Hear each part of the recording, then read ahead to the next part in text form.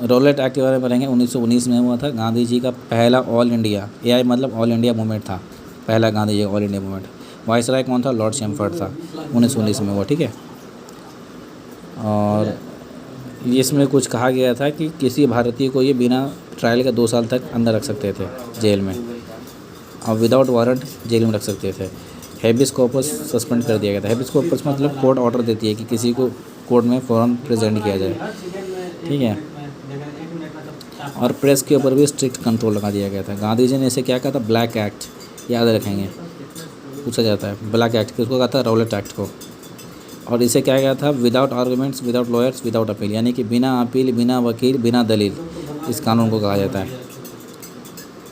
और बहरहाल गांधी जी ने सत्याग्रह लॉन्च किया रॉलेट एक्ट के अगेंस्ट पूरे इंडिया में, और नेशन वाइड हड़ताल। इसमें मीडियम के किस तरह से प्रोटेस्ट किया? हड़ताल के ज़रिए से, फास्टिंग के ज़रिए से, प्रेयर के ज़रिए से, ये तरीका अपनाया गया। सिविल डिसोबीडियंस मूवमेंट्स कुछ एरियाज में किया गया था, ठीक है। और जालियनवाला बाग मसाकर हुआ था, कब हुआ था? 13 अप्रैल 1919 को। डेट याद रखेंगे इसका, ये डेट 13 अप्रैल 1919 पूछा जाता है। लेफ्टिनेंट गवर्नर कौन था? माइकल ओ डायर, ठीक है। 13 अप्रैल को डायर ने इशूड किया एक बहरहाल कि मना किया कहते कोई शहर के बाहर छोड़ के नहीं जाएगा, कोई शहर में बाहर नहीं निकलेगा बिना पास के।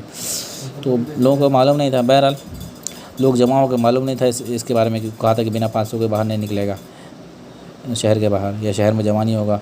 गैदरिंग भी अलाउड नहीं थी, लोगों को ये मालूम नहीं था। लोग जमा हो गए और उन्होंने क्या रॉलेट एक्ट के अगेंस्ट में क्या किया? ये रेजोल्यूशन वगैरह पास किया और कंडेम किया। उस दिन का हो गया मामला, ठीक है। उससे पहले क्या हुआ कि लोग गैदर हुए थे अगेंस्ट सैफुद्दीन किचलू और डॉक्टर सत्यपाल, इन दोनों को अरेस्ट कर लिया था सरकार ने। इन दोनों के खिलाफ लोग क्या गैदर हुए थे इस दिन यहाँ पे। ये पहले हो गया था, ये बाद में हुआ। ये 13 अप्रैल को आई थिंक हुआ था, ये 10 अप्रैल को हुआ था। बहरहाल नहीं, 13 अप्रैल को नहीं हुआ था। तो बहरहाल ये सारे इवेंट्स हुए थे 13 अप्रैल से पहले, जालियनवाला बाग से पहले। तो सैफुद्दीन किचलू और डॉक्टर सत्यपाल के अगेंस्ट में लोग प्रोटेस्ट कर रहे थे, ठीक है। उसके बाद क्या हुआ कि बैसाखी के दिन 13 अप्रैल में क्या हुआ? बैसाखी के दिन लोग जमा हुए थे कहाँ? जालियनवाला बाग में। जनरल डायर था, उन्होंने क्या किया? जो गेट था, सिर्फ एक ही गेट था निकलने का बाहर, उसको बंद कर दिया और फायर कर दिया। 337 लोग मारे गए। बहरहाल इसमें इम्पोर्टेंट चीज़ पूछा जाता है, रविंद्रनाथ टैगोर ने अपना नाइटहुड का जो उपाधि थी, अवार्ड था, वो वापस कर दिया था प्रोटेस्ट में। ये कई बार पूछा गया है। रविंद्रनाथ टैगोर ने अपना नाइटहुड की उपाधि वापस कर दी जालियनवाला बाग के इंसिडेंट के बाद, अंग्रेज़ को वापस कर दिया था। ये पूछा जाता है कई बार। गांधी जी के बारे में भी कहा जाता है केसरी हिंद टाइटल उन्होंने वापस कर दिया था, ये कहा जाता है। शंकर नायर था, resign from the viceroy executive council. Shankar Nair था, वाइसराय एग्जीक्यूटिव काउंसिल था, उसे क्या गया? ये रिज़ाइन कर दिया। और गांधी जी ने ये स्टेटमेंट दिया था, no government deserves respect which holds the liberty of its subjects, which holds cheap liberty of its subject.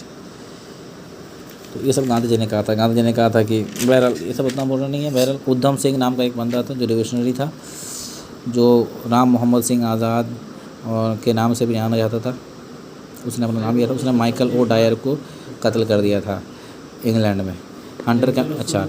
इसके जवाब में हंटर कमेटी बिठाई गई जालियनवाला बाग के लिए, अंग्रेज़ों ने बैठाया। जब इससे बहुत प्रोटेस्ट हुआ तो अंग्रेज़ों ने कमेटी बैठाई, हंटर कमेटी, इंक्वायरी करने के लिए जालियनवाला बाग केस को। इसमें 8 लोग थे, 3 इंडियन थे, ठीक है। लेकिन अंग्रेज़ ने बचाने के लिए अंग्रेज़ सिपाहियों को क्या किया? क्या वाइट वॉशिंग बिल लिया है, जिससे अंग्रेज़ सोल्जर बच सकते थे। अच्छा, तो बहरहाल इन्होंने ये तो अंग्रेज़ क्या किया? हंटर कमेटी बैठाई, लेकिन अंग्रेज़ को सिपाही बचाने के लिए वाइट वॉशिंग बिल भी लिया है। तो कांग्रेस ने क्या? अपनी कमेटी बैठाई, तहकीकात कमेटी बनाई जालियनवाला बाग के इंसिडेंट को इन्वेस्टिगेट करने के लिए। उसके हेड कौन थे? मदन मोहन मालवीय, इंदिरा गांधी, मोतीलाल नेहरू वगैरह भी थे इसमें। नॉन कोऑपरेशन मूवमेंट बहुत इंपॉर्टेंट है, 1920 से 22 तक चली है। इसके वाइसराय कौन थे? इसके वाइसराय थे लॉर्ड चैम्फर्ड पहले, अब बीच में वाइसराय चेंज हो गए और लॉर्ड रीडिंग आ गए, ठीक है। ये पहले का भारत में गांधी जी का पहला मास मूवमेंट था, ये पहला मास मूवमेंट, ये बहुत बड़ा मूवमेंट था।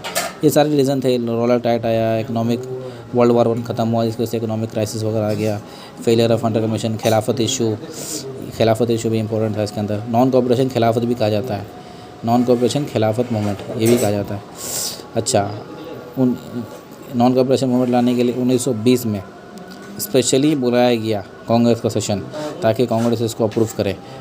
कोलकाता में स्पेशल बुलाया गया, लेकिन यहाँ पर ये फेल कर गया।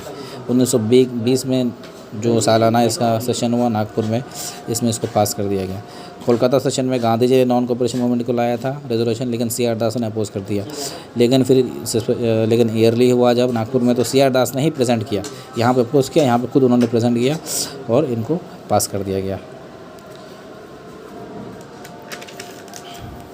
और आईएनसी के प्रेजेंट कोर्ट थे, कोलकाता सेशन में थे लाला लाजपत राय, लेकिन नागपुर में थे वीर Raghavacharya.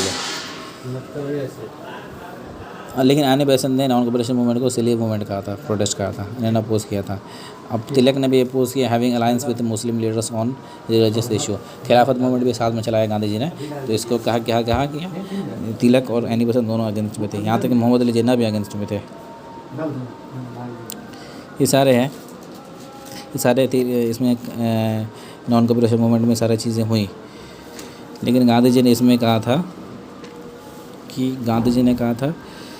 If non cooperation programme was implemented completely, swaraj would be assured in a year. Swaraj मतलब फ्रीडम, यानी कि नॉन कॉपरेशन मूवमेंट अगर सही से हो गया तो 1 साल में हमें स्वराज मिल जाएगा, यानी कि फ्रीडम मिल जाएगी। ये गांधी जी का स्टेटमेंट था, याद रखेंगे। अच्छा, कुछ लीडर्स थे, मोहम्मद अली जिन्ना, एनी बेसेंट वगैरह, इन्होंने कांग्रेस छोड़ दिया था। बीसी पाल, बिपिन चंद्र पाल ने भी कांग्रेस छोड़ दिया था, ये भी याद रखेंगे। और SN बैनर्जी यानी सुरेंद्रनाथ बैनर्जी ने क्या किया, इंडियन नेशनल लिबरेशन फेडरेशन बना लिया था इन नॉन कॉपरेशन मूवमेंट से जो तरीके थे उनसे नाराज़ होकर के। अच्छा, नॉन कॉपरेशन मूवमेंट में इन लोगों ने पार्टिसिपेट किया, स्टूडेंट्स, वुमेन, हिंदू, मुस्लिम, किसान वगैरह ने पार्टिसिपेट किया, मिडिल क्लास वगैरह। तिलक याद रखेंगे, तिलक जो है जो नॉन कॉपरेशन मूवमेंट में पार्टिसिपेट नहीं किए क्योंकि उससे पहले उमर गए। तो तिलक फंड बनाया गया था, किसमें? तिलक फंड बनाया गया था डोनेशन लेने के लिए नॉन कॉपरेशन मूवमेंट में। अच्छा, नॉन कॉपरेशन मूवमेंट में क्या हुआ कि जामिया मिलिया इस्लामिया, गुजरात विद्यापीठ, बिहार विद्यापीठ, नेशनल कॉलेज, कासिर विद्यापीठ, ये सब कॉलेज वगैरह बनाया गया था भारतीय द्वारा। जामिया मिलिया इस्लामिया, गुजरात विद्यापीठ, बिहार विद्यापीठ, नेशनल कॉलेज, काशी विद्यापीठ। राहुल संस्कृतियान एक आदमी थे जो छपरा रीजन में नॉन कॉपरेशन मूवमेंट में एक्टिव थे। और याद रखेंगे, चौरी चौरा इंसिडेंट हुआ था 5 फरवरी 1922 को। चौरी चौरा गोरखपुर में है, यूपी में। वहाँ पे ये हादसा हुआ था कि लोगों ने क्या कि गुस्साई भीड़ ने पुलिस स्टेशन को जला दिया। तो गांधी जी ने क्या किया, 5 फरवरी 1920 को इस इंसिडेंट के बाद नॉन कॉपरेशन मूवमेंट विदड्रॉ कर लिया।